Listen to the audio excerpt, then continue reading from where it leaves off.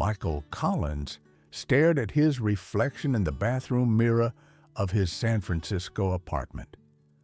Dark circles shadowed his eyes, his skin looked dull, and the weight of constant fatigue seemed to pull at his features.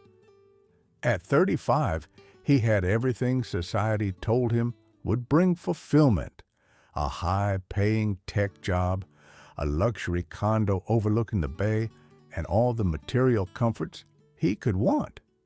Yet something fundamental was missing. The morning routine had become mechanical: coffee to jolt his system awake, energy drinks to push through the afternoon slump, and sleeping pills to quiet his racing mind at night. His doctor had found nothing physically wrong, suggesting perhaps it was just modern life taking its toll. Michael knew there had to be more to existence than this perpetual state of exhaustion. That evening, caught in an unexpected downpour while walking home from work, Michael ducked into a small bookstore he'd passed hundreds of times, but never entered. The shop was narrow but deep, with shelves reaching toward the ceiling and the comforting scent of old paper filling the air. As he shook raindrops from his coat, an elderly Asian man emerged from between two towering bookshelves. "You look like you've lost something more important than an umbrella," the man said, his accent subtle but present. His eyes, despite his advanced age, shone with a clarity and vitality that immediately caught Michael's attention. There was something magnetic about his presence, a quiet strength that seemed to fill the room. "Just trying to stay dry," Michael replied with a forced smile, but something in the man's knowing gaze made him add, "and maybe looking for something to help me sleep better." He hadn't planned to share this with a stranger, but the words tumbled out naturally. The shopkeeper, who introduced himself as Wei, nodded thoughtfully. "Sleep problems are rarely about sleep itself," he said, moving toward a section of books in the back corner. "They're about how we live when we're awake." His movements were deliberate and graceful, betraying none of the stiffness one might expect from someone his age. Wei selected a slim volume bound in deep blue cloth and handed it to Michael. "This isn't about sleeping pills or counting sheep," he explained. "It's about understanding your vital energy, what my ancestors called chi, or what yogis refer to as prana or ojas. When this energy is balanced and preserved, everything else falls into place." Michael skeptically examined the book, expecting New Age nonsense, but was surprised to find it contained practical wisdom about breathwork, meditation, and energy conservation techniques from various Eastern traditions. What caught his attention most was a chapter on how certain everyday habits, from how we eat to how we think, either deplete or enhance our vital energy. "I've been teaching these principles for 60 years, Wei said, noticing Michael's interest. "If you're willing to learn, I offer small classes in the room upstairs every Tuesday evening. No crystals, no complicated poses, just ancient wisdom that still works in your modern world."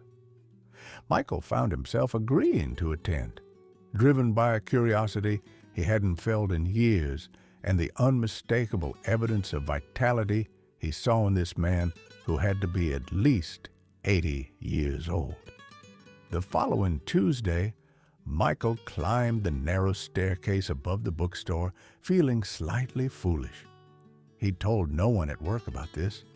How could he explain that he was taking lessons in vital energy from an elderly bookshop owner? The room he entered was simple: wooden floors, cream-colored walls, and large windows that let in the last golden light of evening. 5 other people were already seated on cushions arranged in a semicircle. Wei entered the room with the same quiet presence Michael had noticed in the bookstore. "Welcome," he said, addressing the small group. "Each of you has come here feeling something is missing: energy, purpose, clarity. Modern science has given us many gifts, but it has also disconnected us from ancient knowledge about our own life force." He settled onto his cushion with remarkable ease for a man his age. The first lesson was surprisingly simple. Wei taught them about conscious breathing, not the quick, shallow breaths most people take without thinking, but deep, intentional breaths that fully expanded the lungs and engaged the diaphragm. "Your breath is the bridge between body and mind," Wei explained. "It is also your most accessible tool for increasing vital energy. Most Americans breathe using only a fraction of their lung capacity." Michael felt self-conscious at first, aware of how mechanical his breathing had become. Following Wei's instructions, he began to slow down, feeling the air fill his lower lungs first, then the middle, then the upper chest. After just 5 minutes of this practice, a subtle warmth spread through his body, and his mind felt clearer than it had in months. "Next," Wei continued, "we must address what drains your energy." He spoke about common habits: constant digital stimulation, processed foods, irregular sleep patterns, and, most interestingly to Michael, the dissipation of sexual energy. In many Eastern traditions, the conservation and transformation of sexual energy is considered fundamental to building vitality, Wei explained. This doesn't mean suppression or denial, but rather mindful management of this powerful force. Michael shifted uncomfortably on his cushion. He'd never considered that his habits in this area might be connected to his chronic fatigue. Wei seemed to sense his discomfort and added, "This teaching often makes Westerners uncomfortable at first. Your culture separates the physical from the spiritual, but in Eastern wisdom, they are one continuous reality." The lesson moved to the concept of energy leaks, the ways people unconsciously drain themselves through worry, unnecessary speech, multitasking, and emotional reactivity. Notice how you feel after spending an hour scrolling through news or social media, Wei suggested. Then compare that to how you feel after sitting quietly in nature for the same amount of time. This is not philosophy. It is practical energy management. Before ending the session, Wei taught them a simple Qigong movement to circulate energy through the body. The gentle, flowing motion felt awkward to Michael at first, but by the third repetition, he began to sense a subtle current moving through his arms and torso. It wasn't dramatic or mystical, just a quiet awakening of sensation in areas that had felt numb for years. As the class ended, Wei assigned a simple daily practice: 10 minutes of conscious breathing each morning, followed by the Qigong movement they had learned. "Small, consistent steps create lasting change," he said. "Don't try to revolutionize your life overnight. Begin with these few minutes each day and observe what happens." Michael left feeling both skeptical and intrigued, but he made a mental note to try the practice the next morning, if only to prove to himself that it wouldn't make a difference. 1 week turned into 3, and Michael found himself looking forward to Tuesday evenings at Wei's studio. The daily breathing practice had been surprisingly difficult to maintain, not because it was complicated, but because his mind constantly invented reasons to skip it. "This is how resistance works," Wei explained when Michael confessed his struggle. "The ego fights to maintain familiar patterns, even when those patterns cause suffering." At work, Michael's colleagues had begun to notice subtle changes. "You seem different," his project manager commented after presentation. "More present." Michael hadn't told anyone about his new practices, partly because he couldn't quite explain them himself, and partly because Silicon Valley's data-driven culture had little room for ancient wisdom that couldn't be quantified in a spreadsheet. The fourth week brought a challenge. Wei introduced the concept of digital fasting, periods of intentional disconnection from phones, computers, and all screens. Your devices are designed to fragment attention and harvest your energy, he said. Even when you think you're relaxing with technology, your nervous system remains in a state of subtle arousal, and your vital energy leaks away. The suggestion to spend an entire Saturday without digital devices seemed impossible to Michael. His life was organized around constant connectivity, work emails, social media, streaming services, fitness apps. The thought of disconnecting for a full day triggered a surprising level of anxiety. "That's how you know you need it," Wei said simply when Michael voiced his concerns.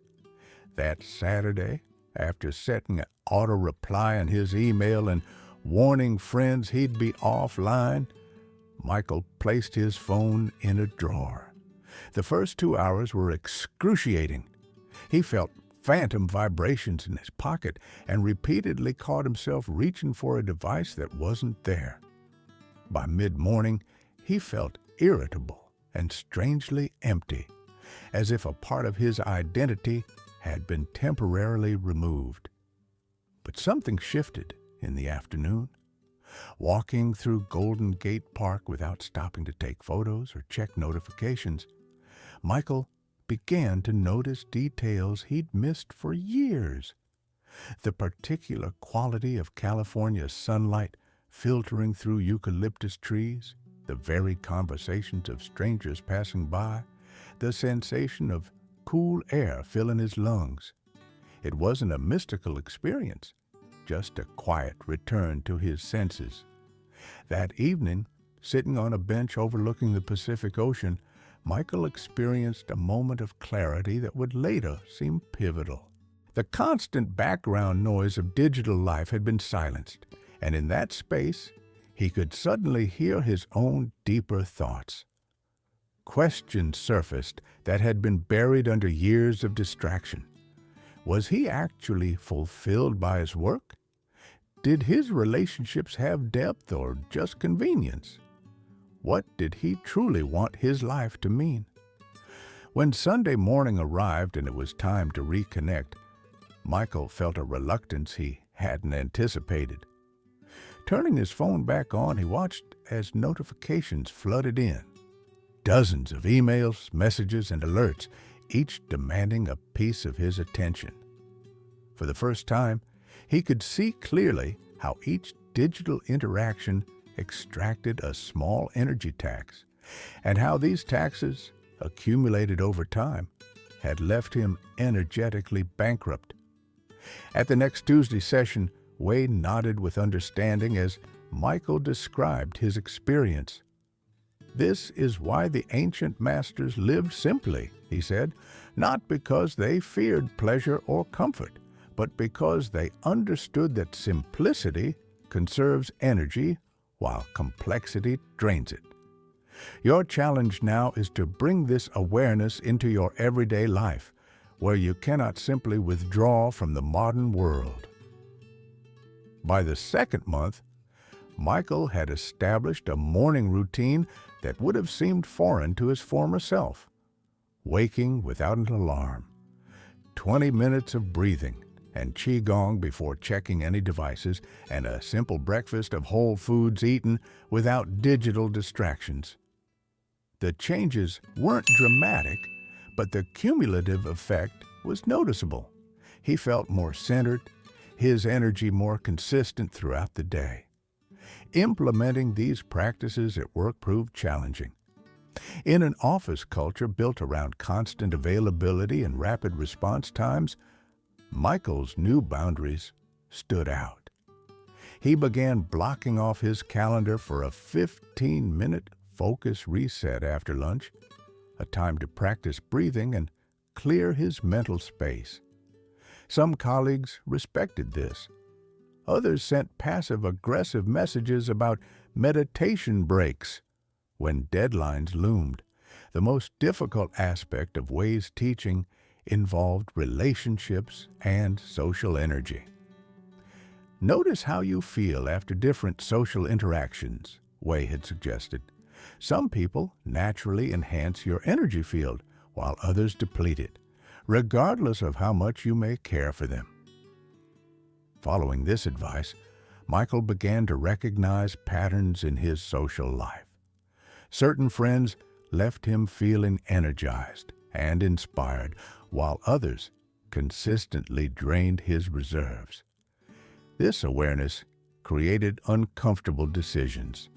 A college friend visiting San Francisco suggested they hit their old favorite bars for a night of drinking and catching up.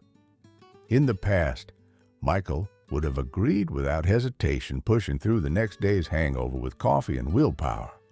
Now he suggested a hike followed by dinner instead.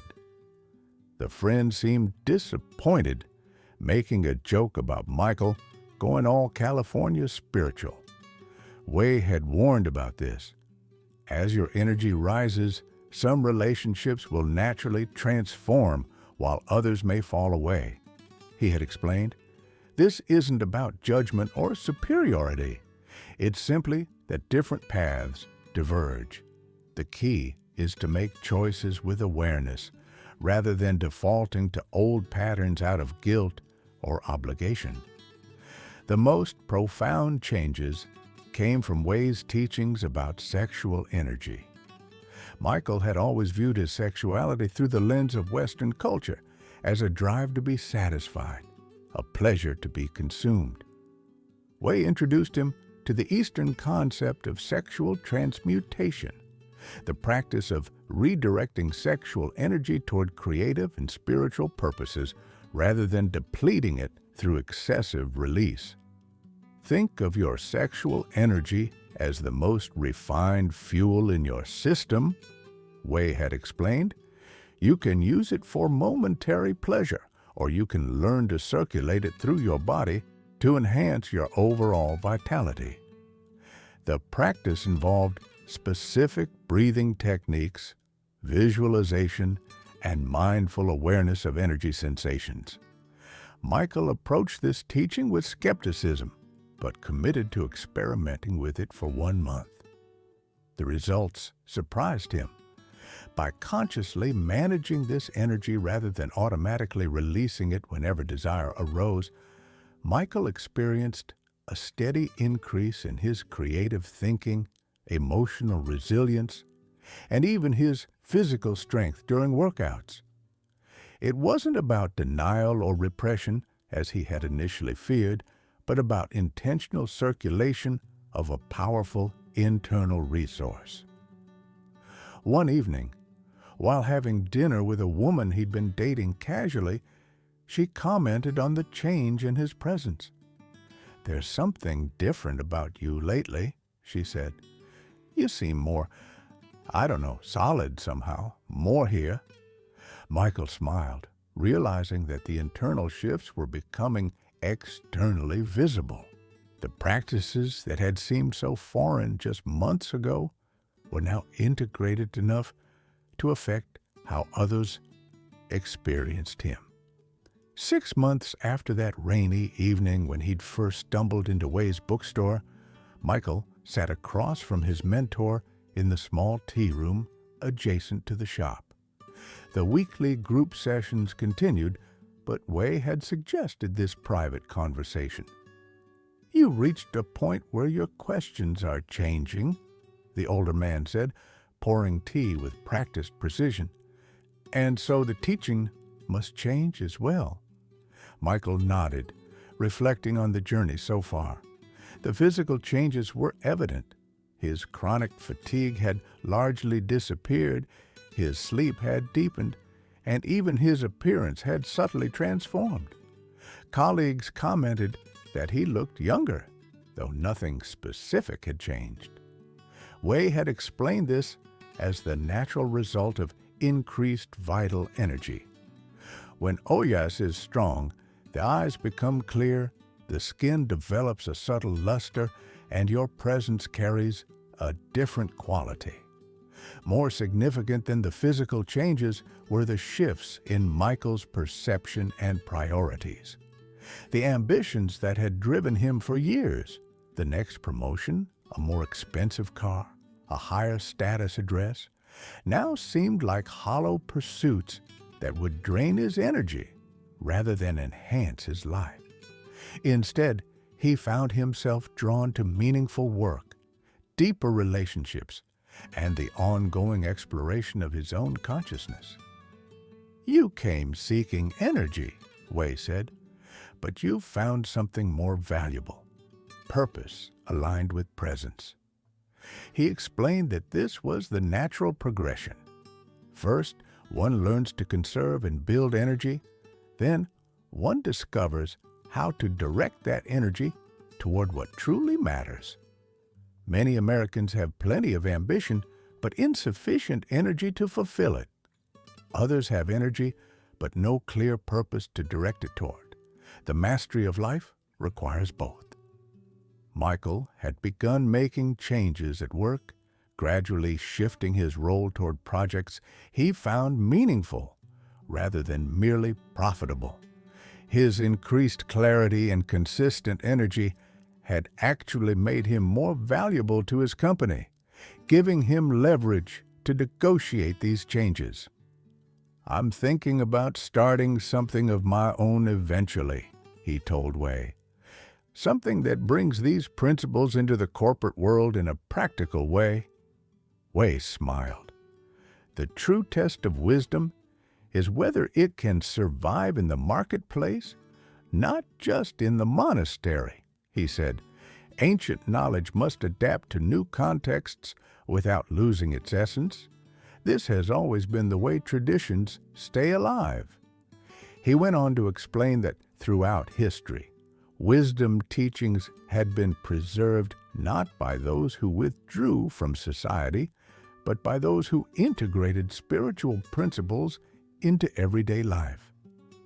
The conversation turned to Michael's responsibility as someone who had benefited from these teachings. "Knowledge that isn't shared becomes stagnant," Wei said. "How will you pass on what you've learned?" This question had been on Michael's mind already. He had started a small blog documenting his experience with Eastern energy practices, translating the ancient concepts into language that made sense to his tech industry peers. To his surprise, the blog had gained a following. Comments poured in from others experiencing the same energy crisis that had led him to Wei's bookstore. People successful by external standards, but internally depleted. Michael had begun hosting monthly meetups where he shared the basic practices he'd learned, careful to credit Wei and the traditions these teachings came from. "You don't need to become a guru," Wei said, seeming to read Michael's thoughts. "Just share authentically from your experience.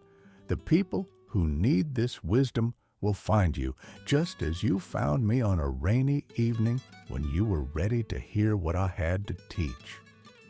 He poured the last of the tea into Michael's cup, a gesture that somehow conveyed both conclusion and continuation. As Michael walked home through the San Francisco streets, he reflected on how a simple search for more energy had led to a complete recalibration of his life.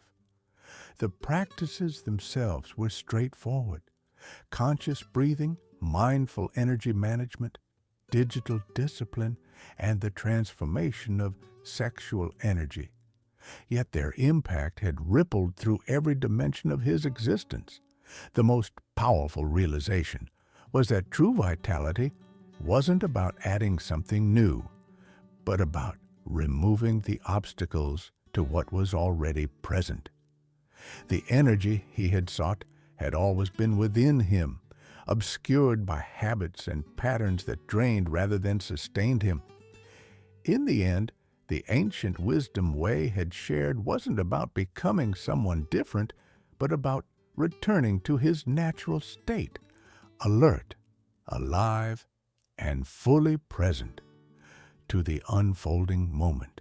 In a world that constantly pulls us outward, demanding our attention, our energy, and our very essence, perhaps the greatest revolution is the quiet journey inward. Michael's story isn't just fiction. It reflects a reality many of us live every day. The exhaustion that no vacation seems to cure, the emptiness that no achievement can fill, the disconnection that no social media platform can bridge. What if the answer to our modern fatigue isn't more productivity hacks or energy supplements, but ancient wisdom that has sustained human vitality for thousands of years? What if the power you seek, the clarity, the confidence, the unwavering presence, isn't something you need to acquire, but something you need to uncover by removing what drains you? The journey to reclaim your vital energy isn't always comfortable. It will challenge your habits, your relationships, and even your identity. But on the other side of that challenge lies a life of quiet power, where you no longer need to force your way through each day, where your presence speaks before your words do, where your energy naturally draws people toward you. This isn't about becoming superhuman. It's about becoming fully human, connected to the same life force that flows through all living things. It's about honoring the vessel that carries your consciousness through this world. It's about recognizing that how you manage your energy may be the most important skill you'll ever develop. So I invite you now to pause. Take one deep breath all the way into your lower belly. Feel the subtle life force entering your body. This simple awareness is the first step on a path that has transformed lives for centuries. Your journey toward reclaiming your vital energy begins with this single breath, this moment of presence, this choice to turn inward instead of outward. The wisdom is ancient, the time is now, and the power has always been within you. Has this story resonated with your own experience? I'd love to hear which part of Michael's journey spoke to you most deeply. Share in the comments below how you manage your own energy or where you feel it's being drained. If you're ready to explore more ancient wisdom adapted for modern life, subscribe to this channel and hit the notification bell. Each week, we'll explore another timeless practice that can transform your energy, presence, and impact on the world. Thank you for giving yourself the gift of presence by watching this video. Your attention is your most precious resource, and I'm honored you chose to share it here.